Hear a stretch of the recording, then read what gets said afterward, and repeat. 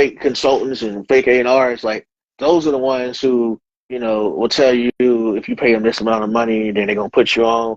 Real A&Rs ain't doing that. The industry, I always joke, the music industry is like a giant pimp hoe game, because that tells me if you have a $5 million budget, what you're gonna do.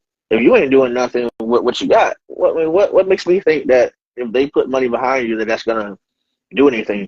And I say, I don't know, Jay-Z and Beyonce walk down the street and they heard me playing the music and they're like, that don't sound good.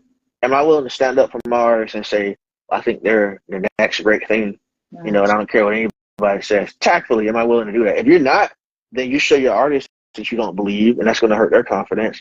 And you show the industry that you're not one to stand strong with anybody, and they're not going to really respect this feedback. And I've done that with people. It's like, hey, I like you as a person, but I just don't feel like your music is at the quality of me sending it to Craig.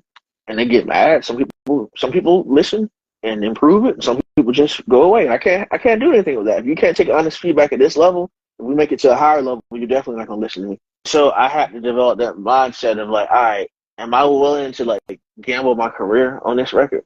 And if the answer is no, then it's like, okay, I wouldn't send it in. Craig Kalman, the CEO of Atlantic, introduced me to Reverend Ryan as like having one of the best ears out of the South, out of Atlanta. Like, he introduced me to Reverend Ryan and said, hey man, this kid got a great ear, he got a great future. So that I was proud of that. That was pretty cool to shake Reverend Ryan's hand. I always felt like I was like the nice version of Simon Cowell. Like I wasn't, I didn't take joy out of like smashing people's hopes and dreams, but I seen the consequences of people lying to themselves and being lied to, and it wasn't pretty.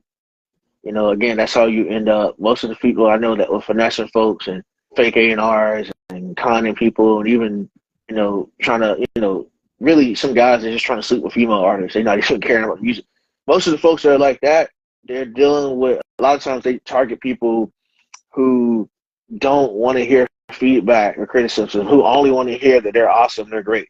Because other people, I meet people, it's like, if you tell me, oh, I don't met this person, I don't met Diddy, I don't met this person, you name 20 people, right? You met all these folks who hung out with all them, and yet your music is nowhere. There's a reason that they didn't do anything for you. And so now you're telling me I'm crazy when I tell you, hey, I just think you sound a little pitchy on this note. Yeah. I'm the bad guy, but you've been around these other folks and they hadn't done nothing for you, but they're the good guy. So it's a red flag if you're around somebody for years and they know you do music, but they never ask you anything about it. That means either A, they don't believe in you, they just don't want to say nothing, or they don't see you like that. I was giving somebody some advice. They're talking about their brother doing the trap music or whatever, but he's from the suburbs. I'm like, bro, let me tell you something. Music is more